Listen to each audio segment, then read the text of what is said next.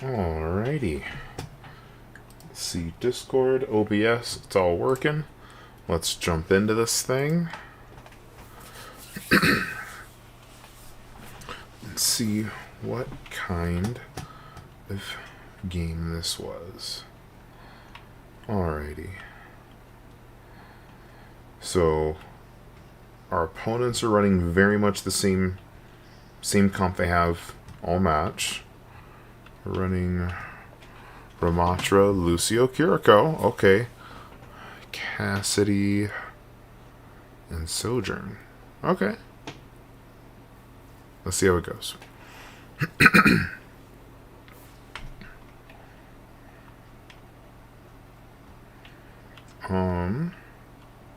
So this initial positioning is a little weird.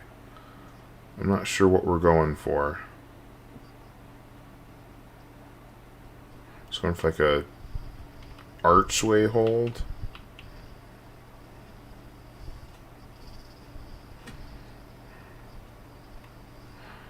Okay, rotated high ground. Okay. I'm gonna pause right here. So, both squads need a lot of work with this. Honestly, just getting principles like this down, I think will lead to, honest to goodness, at least 2 more match wins for both the varsity and for the JV. Because in a case like this where the team comes in, we basically need, and I wanted to have this set up on Lijiang, but really a hybrid point like this is the best for it, of having your defensive rotations in mind before you even get there. So realize, okay, ideally you want to come to the high ground. And then, okay, if there's alternately, if they just speed the point, then we're going to go back to this room, or we're going to go back towards the spawn room, whatever that is, knowing where you're going to go. Similarly with attack, a lot of attacks get frayed because we don't know which way to go, or we'll go in, we'll run into something, someone will be off on a flank that way, someone will be off on a flank that way, we won't know which way to pressure. Even if you're going to flank, you have to know which way you're going to prioritize your fire. So, already off the bat, we're getting a good rotation on that. But they're on the point. Oh, moving as a team. That's really solid. Lucio getting some killer value. Just got to keep the Cassidy up. Oh, Lucio and Cass go down. Okay. And keep in mind, Kiriko's very much on an off roll because some of our supports were out that day. Hey, okay. You know what? It's a bit of a trickle feed of sorts, but gave your other 3 time to get back. And so now it's basically a 4-on-2. Oh, 4-on-3. That ult. No, Lucio, no! Okay. Yeah. Oof. So, Sojourn ults. Okay. Nice one on that one. It didn't quite get out. Okay. Ultimates are designed to be, positioning checks. So in the case of Sojourn, her positioning check, like if you could get into like the code of it, instead of saying, oh, she charges her railgun faster, it basically translates to, are you standing in the open, yes or no? And the higher that skill gets, the closer it gets to being a computer program. Kind of like Diva Bomb, where Diva Bomb's question is, and same thing with Arissa's ult. Well, close. Let me get back to that real quick. So, with Widow ult and Sojourn ult, the question is, are you in the open? And if you're caught in the open, the better players you're playing against, it just means if you're in the open, you're dead. Kind of like Diva Bomb. There is no skill check for it of, ooh, I can aim really well, so Diva Bomb hits me. No, it's just basically, if you have line of sight with the Diva Bomb within, I think it's like 50 meters, you die. Or, sorry, you take, I think it's 1,000 damage. It's basically designed to be a one-shot. And so that there's things like that. Hanzo's is very much the same thing of, are you in this lane in a string of time that the dragon travels? If yes, then you die. His dragon's particularly useful for graviton surges and hallways. Like when you have to clump in and, just launch a dragon through it. Or in the case of the Orisa ult, some of it is positioning. If you're too close, you'll get sucked in. But Orisa's ult is actually a question of, do you have movement cooldowns? And so, like, if you've already used your Fade as Moira, and Orisa ults, rip. And so, things like that are, you gotta keep in mind with ultimates. Especially the better your opponents get, or Ramatras. As fun as it is to play with, really Ramatras is a positioning and composition check. Positioning of, can you get away from the Ramatra? Or can you force him away from you? Number 2 of, does he or you have speed cooldowns? Because if Ramatra has a Lucio and you don't, he can take that wherever he wants until all 5 of you are dead.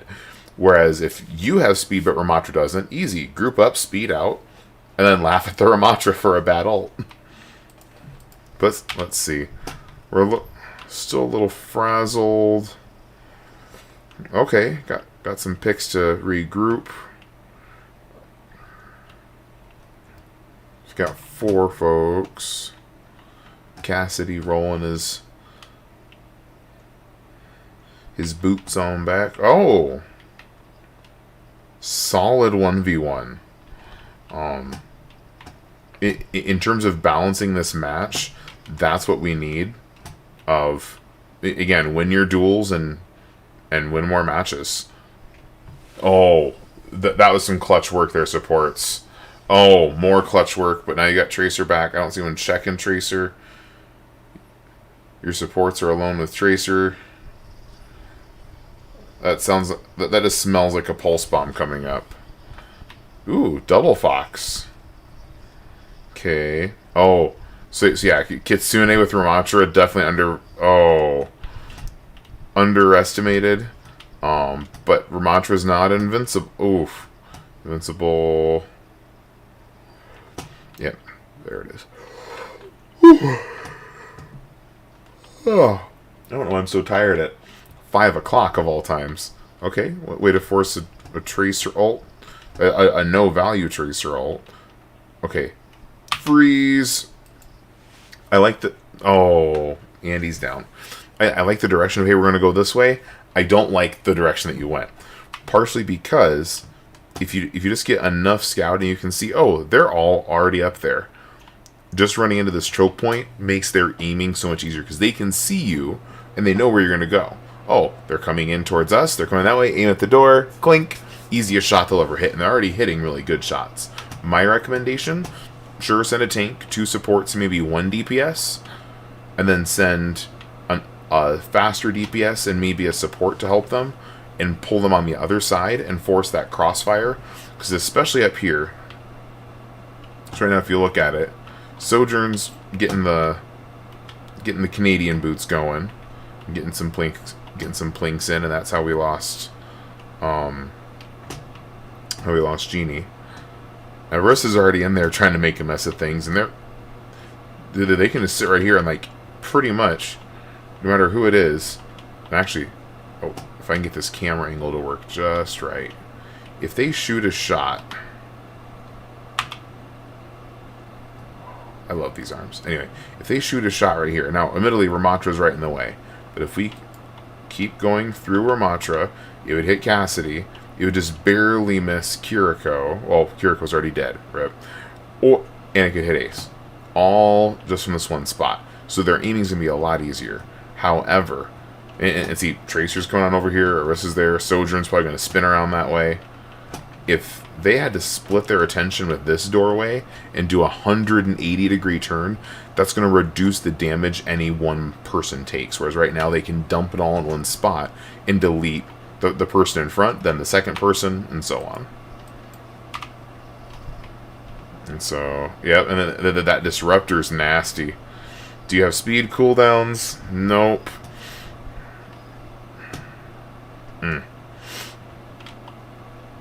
However, To borrow the much abused phrase of, if everyone does it, it's a strategy. If one person does it, it's throwing. Okay, so let's see. We got our 5. Hey, way to pressure tracer away, but still not completely yield the point. But we got to keep track of the point, because yes, tracer's annoying, but yep. Okay, that was another case of allowing the tracer to dictate the pace. It was one tracer who, admittedly, I think they had pulse. No, they didn't have pulse bomb.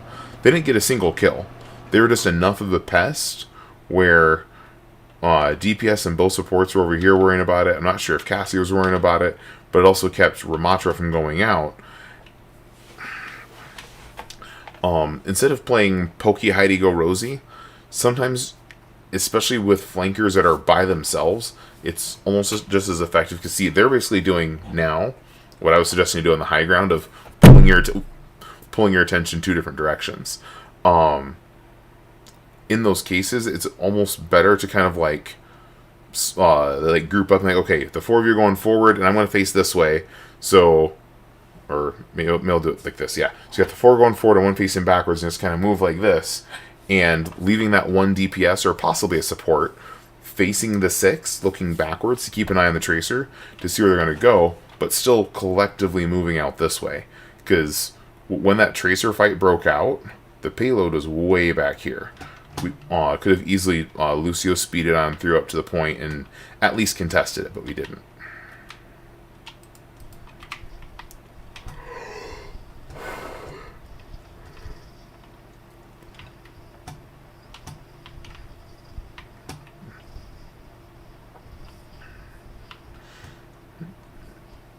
Oh, Sojourn on Sojourn ult.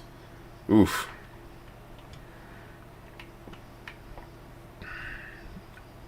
Oh. I'm not sure if it still does it. I know old Cassidy, his role itself gave him a damage reduction ability. And so, like, in the future, if you can time that roll just right when the bomb goes off, you at least, I can't remember if they changed it or not, but I know with the old Cassidy, it was a bit of tech that you could use to get out of tracer bombs.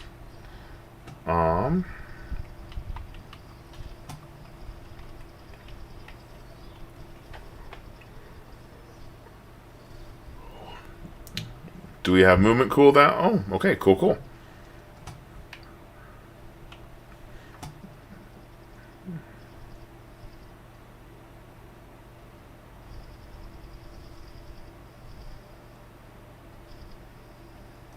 Alright, so we're regrouped.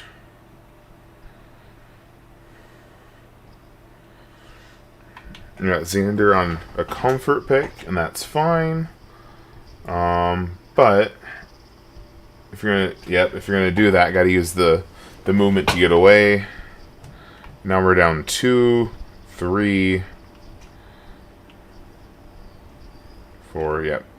I think that's the team wipe and this first round, if I'm not mistaken.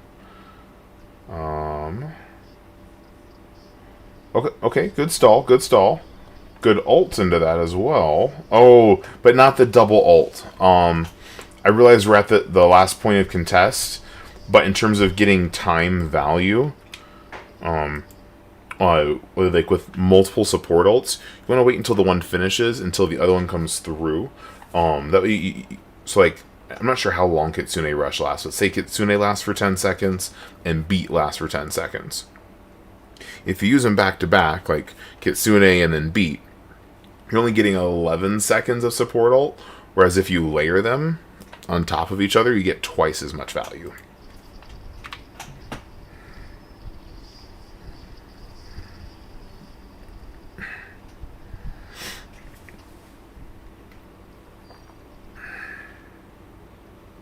Oh, Rom 9. No. Now, admittedly, I don't think he could have even made it through with that speed, but just super far away from the play.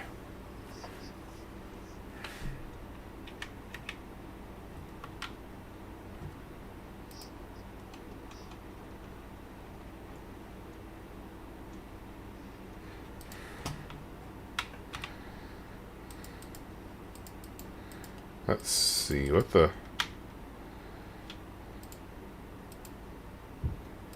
There we go.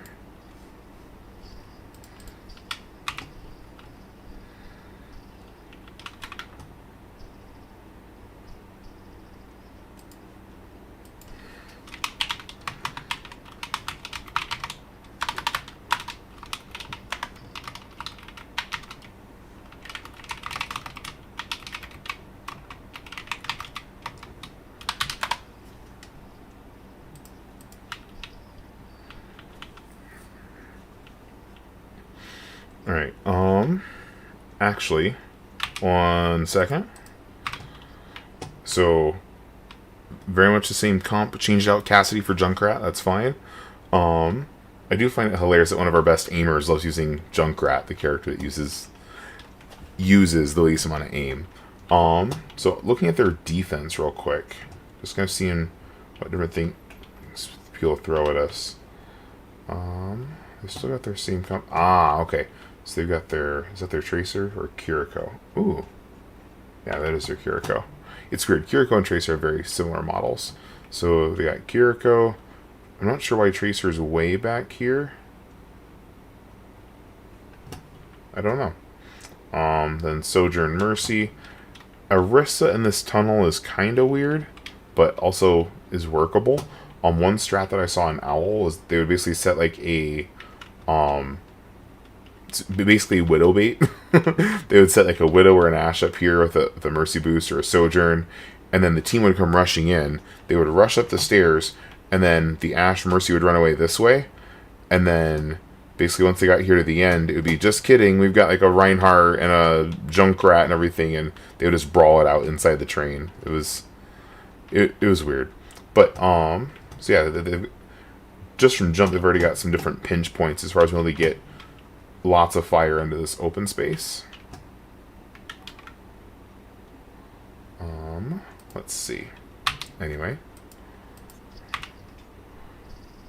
Alright, so, oh, just ran straight into that one. Ability through. Underneath. Ooh. That is some tasty pathing right there. The only complaint that I might possibly say about it is we moved. You want to hold that speed boost either until you hear the movement, okay, we gotta go, or wait till you get to this open space, because this is where you're in the most danger. Okay, now let's go.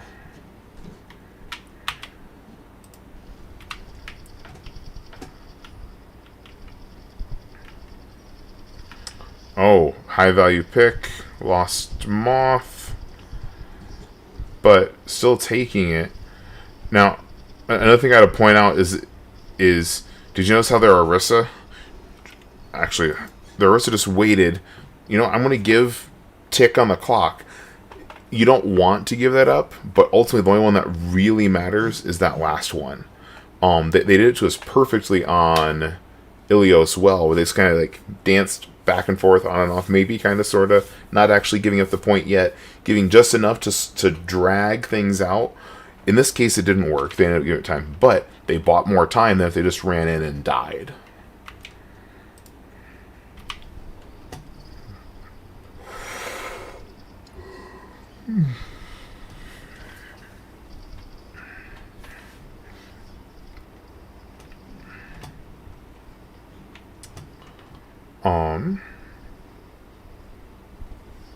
We're getting there.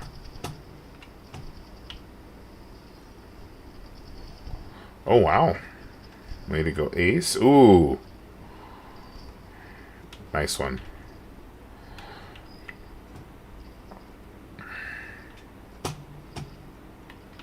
So, one of the things with Sojourn, and part of the reason why she is so oppressive at lower levels is players don't know how to play. They don't know how to play against her, and it's not the mechanic of getting shot. I mean, that part's the same as every other bullet in the game or projectile in the game. But when Sojourn confirms a hit that deals damage, and that includes damage against shields, ice walls, etc., she builds she builds Railgun Charge. And so even if you don't get killed, if you feed hits to a poking Sojourn, they're going to get Railgun. It's going to do more damage. Now,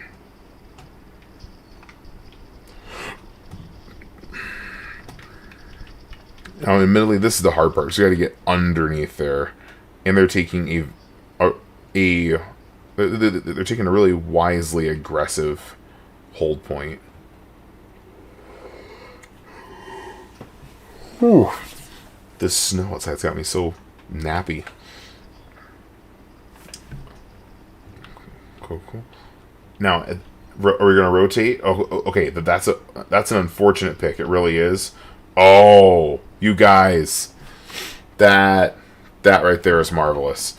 And we haven't even fired a single shot, and we're down a player. But just the positioning. Okay, now we're down 2 players.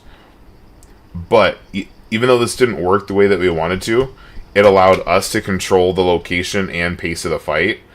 And even better, if Moth isn't the one that gets picked off, and Moth is in this team fight, taking Junkrat into a closed space is never a good idea. So, sorry, going into a Junkrat in a closed space is never a good idea.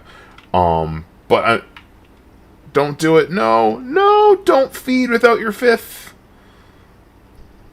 Okay, some light poke maybe, but keep in mind you're dealing with a really good Sojourn. So, waiting on this one just a little bit. Nice spear. Okay. Because it's like with that last push, you just had to keep going. You're already mid-move. Oh. Okay. Wait, okay, 2 for 2, and oh. Gnarly. Okay, for this one, you've got to have 3 on the point, and do you have any extras? Nope, you got no extras, so basically 3 on the point. When they get back, you might be able to send 2 up to kind of create a little bit of space, but you got to get 3 because you got to get that cart underneath. If you're trying to engage that fight underneath, it's really difficult.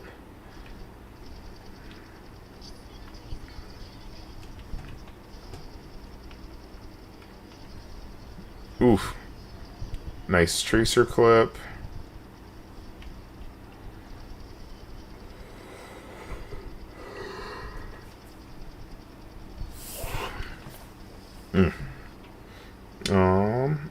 Yep.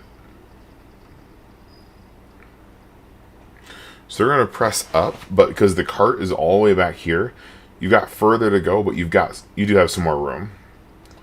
But let's see, do we feed? Do we trickle?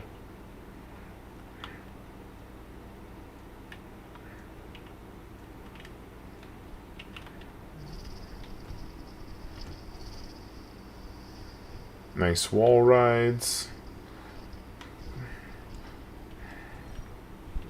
Yeah, that's some slick tracer positioning. Again, just forcing the opponents to look 2 different ways. Yes, that's down 2. Looks like we're trying to get out. Down. And then just the tank. Oh, not quite. Now the problem is well, it could be a good thing or a bad thing.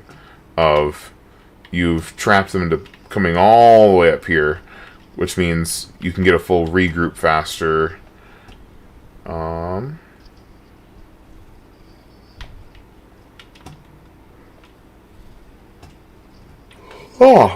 Excuse me. Right there. There's the tracer. Ooh. Yep. Okay. Team kill.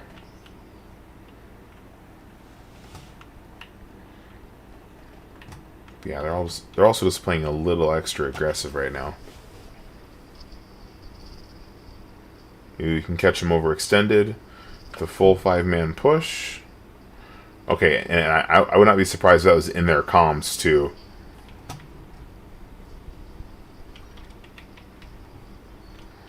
Oh. Worthwhile solo tire. Got 3 on point. Gotta get the Kiriko first. Well, she's gonna heal. Gotta get that Kiriko. Got it. Gotta get their healers. So in those cases, when you realize you don't have anyone, keep it going and like try to look around as best you can, and then drop it in case someone comes in. That was perfect placement of it. It took all of that primary lane space, even though no one actually got caught in it for damage. Hey, really good movement. My guess is Ace saw, hey, I'm pulsed, and super jumped out. Ooh. And then... Okay.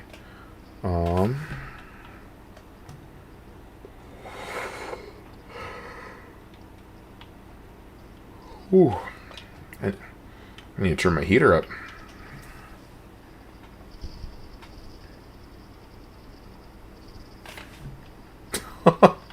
Is that Tracer dancing up there?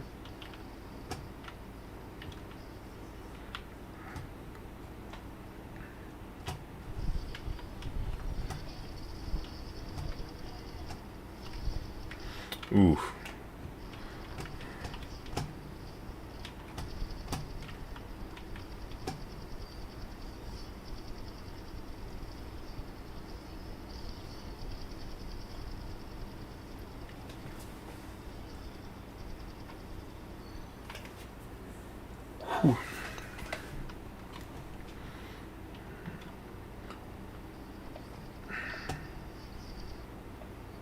Ooh. Yes, Tracer got the pulse off. It took an ult just to get headshot, and then we got some good counterplay.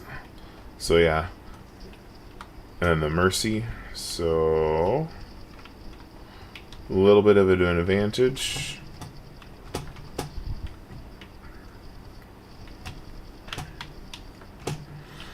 Okay. Oh, I remember this one now. Okay. We're going to look at some overtime stuff now that we're at this. Oh. Yes, it got Suzu'd, but overall really good. Okay. Ooh, that Lucio pick was really critical. Ram definitely knows what he's doing on that Tracer. But got no supports.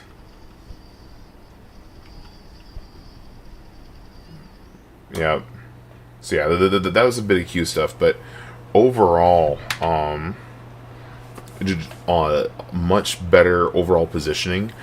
This week, Varsity scrims on Monday night, and then JV's just going to practice Wednesday and Friday. And in a lot of these, we're going to look at different rotation places. We're going to give them names, whether it be things like bridge or shelf or back room or far room, whatever we're going to call it. Getting some locations so we can rotate faster and more effectively. Just having those down is going to do a lot to help improve win rates. Because if we don't, we're just taking team fights wherever they happen. But if we know we want to fight here, that's going to give us a better chance of winning. But I'm going to go and pause this one, take a quick break, turn the heater up, and then jump into the last Varsity map.